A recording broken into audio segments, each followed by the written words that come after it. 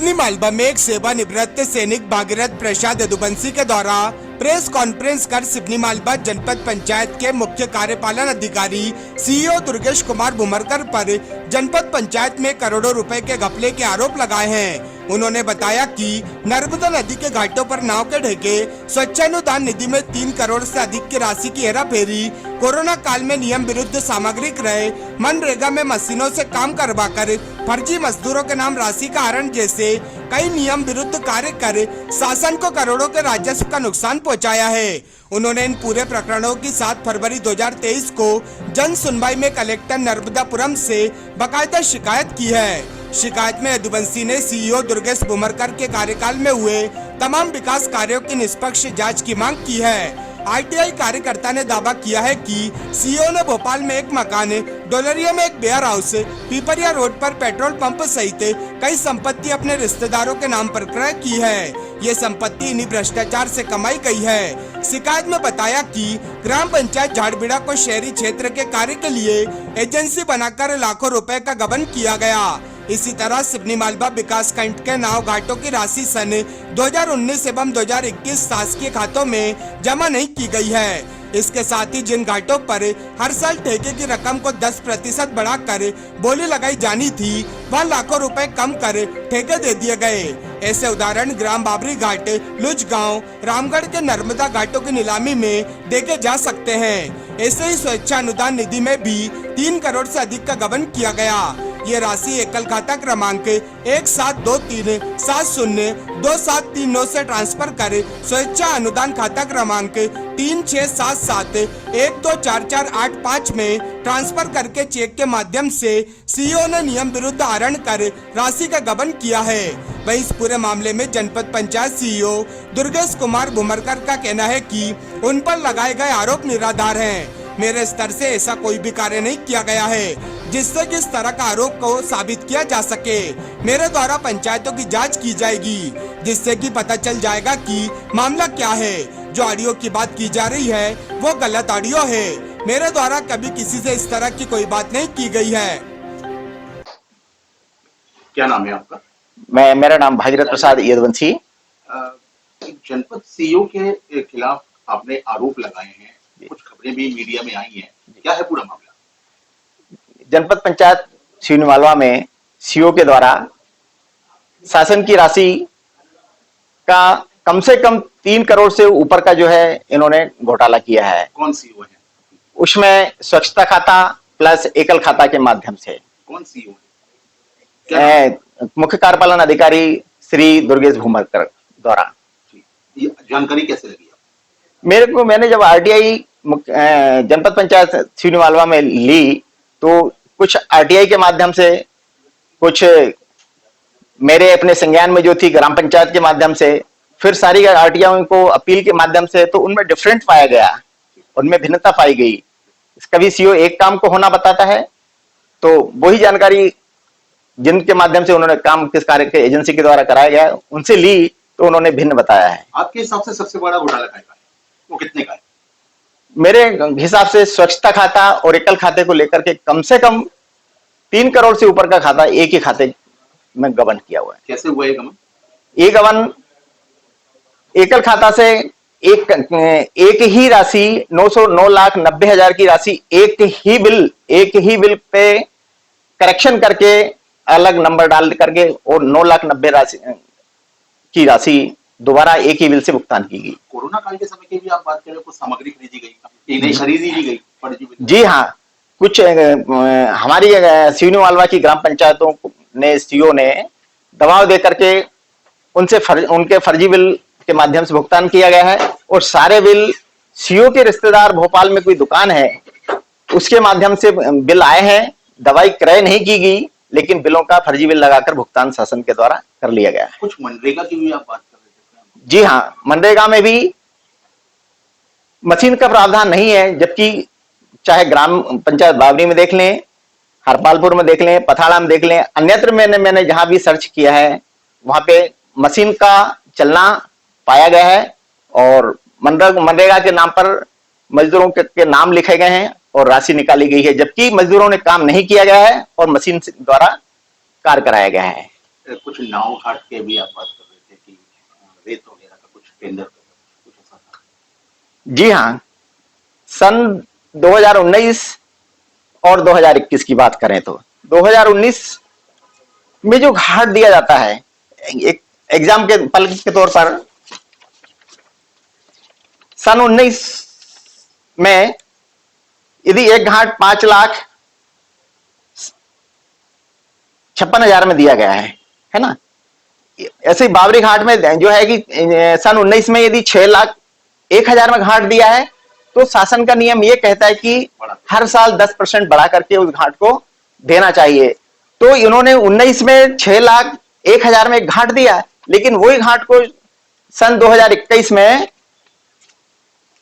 अपन बाबरी घाट की बात कर रहे हैं तो वो 5,70,500 में दिया गया है। ऐसा क्यों? अच्छा, आपने एक आरोप भी लगाया है कि इनके जो रिश्तेदार हैं इन्होंने कुछ प्रॉपर्टी भी बना ली है। आप अगर डोलरिया की बात करें या कहीं कहीं, तो क्या है प्रॉपर्टी? जी हाँ, तहसील डोलरिया में, प्रॉपर तहसील गांव डोलरिया गांव में इनकी मां ताराबाई के नाम से एक वेयर हाउस बनाया गया है।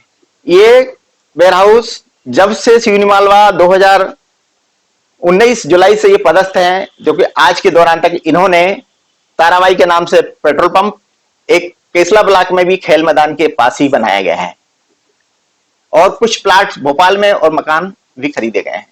क्या ये सब घोटाले के अंतर्गत? ये सारे घोटाले के अंतर्गत से, और इनकी जब तनख्वाह की राशि का ये मूल्यांकन किया जाए तो ये कहीं फिट नहीं बैठता है। इसलिए हमारे को शंका के दायरे में जब ये जानकारी ली गई तो सत्य पाया गया है। इसकी शिकायत आपने अभी कहाँ की है? इसकी शिकायत मैंने पहली दफा कलेक्टर महोदय नर्मदापुरम होशंगाबाद और कमिश्नर महोदय, आयुक्त महोदय नर्मदापुरम को की गई। तो आगे अब क्या चाहते हैं? आगे मैं लोकपाल सतर्कता आयोग एवं अपर सचिव मध्य प्रदेश शासन भोपाल एवं श्रीमान माननीय महोदय मुख्यमंत्री महोदय को ये शिकायत पेश करूंगा। इसके उपरांत भी यदि कार्रवाई नहीं हुई तो मैं धरना स्थल या कोई इस टाइप से जहां पे कि मेरी आवाज को शासन सुन ले वो। सर, जितने भी आरोप आप लगा रहे हैं, क्योंकि एक वो एक अधिकारी के तौर पर है, तो जितने भी आरोप आपकी ओर से लगाए जा रहे हैं, इसके बाद का क्या प्रमाण है आपके पास? कहाँ के प्रमाण है, किस प्रकार के प्रमाण है, ये बताइए। मेरे पास अभी एक मैं ऑडियो दिखाता हूं, जो मैंने ऑडियो मेरे द्वारा नहीं, जिस एक नाहरकोला का जो सचिव सस्पेंड था, जो बहाल हो चुका था, उसकी राशि स्वतः ही निकलना शासन ने तय कर दिया था, लेकिन इसके उपरांत भी मुख्य कार्यपालन अधिकारी दुर्गेश भूमर के द्वारा उस सचिव से 6 लाख रुपए की राशि लेकर के उसको सिर्फ 6 लाख दिया। 12 लाख रुपए की राशि निकाल करके 6 लाख उन्होंने रख लिया और 6 उसको दिया गया है। उसका ऑडियो मेरे पास है, मैं आपको पेश कर रहा हूं। इसके अलावा और कोई आरटीआई वगैरह के कागजात? जी हाँ, मेरे पास आरटीआई के लिए नाव घाट की भी जितनी भी जानकारी दी, मेरे पास सारी आरटीआई की जानकारी मेरे पास उपलब्ध है। जहां भी जरूरत पड़ती है मैं पेश करूंगा। किस प्रकार की शासन प्रशासन से कार्रवाई कर?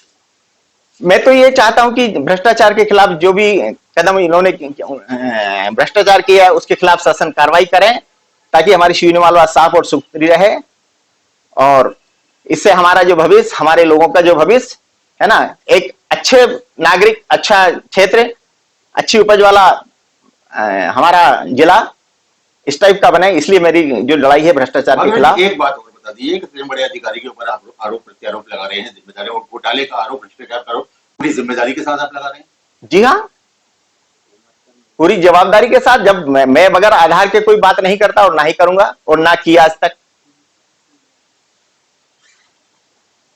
उनको जो पता चला होगा कि आप इस प्रकार की कोई पत्रकार वार्ता कर रहे हैं, क्या वो आपसे मिलने कभी आए, आपकी मुलाकात कभी हुई क्या? जी हाँ, कल ही मेरे से बगैर पूछे, बगैर कॉल किए हुए, कल शाम को करीब ये 7:30 बजे मेरे घर पे घुस गए।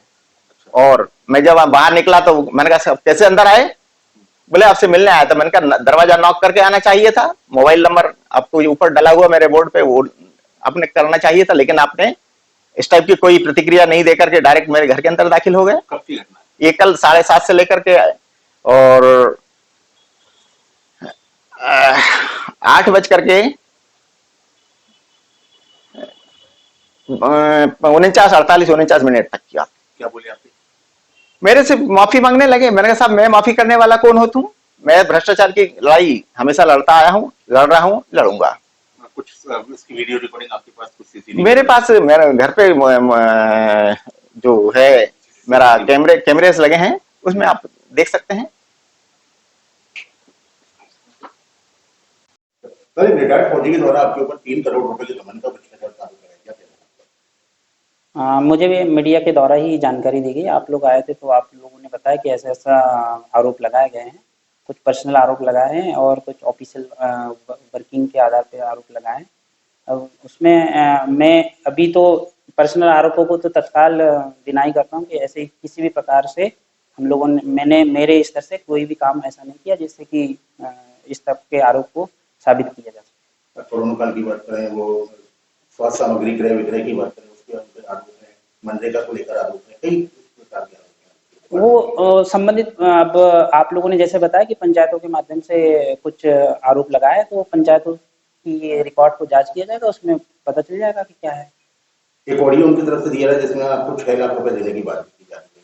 वो गलत ऑडियो है। वो मतलब मैंने ना किसी व्यक्ति से कभी किसी प्रकार की डिमांड की है, ना ही भविष्य में करता हूँ। और आप लोग सभी जानते हैं मुझे कि 3 साल से मैं यहाँ पे सर्विस में हूँ और आज तक कोई ऐसा व्यक्ति नहीं आया, आपके पास भी नहीं आया और किसी के पास भी नहीं आया जिसको अपन ने किसी अनड्यू डिमांड के लिए प्रेशर किया हो। कई प्रकार की शासन की राशि ये भी खाते में नहीं मिली, चाहे मीटर देव की दुकान का मामला हो, चाहे मनरेगा का मामला हो। वो जो ऑफिशियली चीजें है उसकी जांच होगी और फिर उसमें पाया जाएगा जो भी। सर वो आरोप लगा रहा है कि अगर सब कुछ गलत था, सब कुछ न्याय कर रहे हैं, तो फिर मेरे घर क्यों पहुंचे? नहीं, देखो क्या है, जैसे मैं भी आर्मी परिवार से हूँ और वो भी आर्मी परिवार से, तो मैं पहले से ही उनको जानता हूँ पर्सनली। तो मैं वही उनसे मिलने गया था कि भाई ऐसा क्या हो गया कि कोई ऐसे पर्सनल वो तो नहीं थी जिसके कारण उन्होंने मेरे पे आरोप लगाया।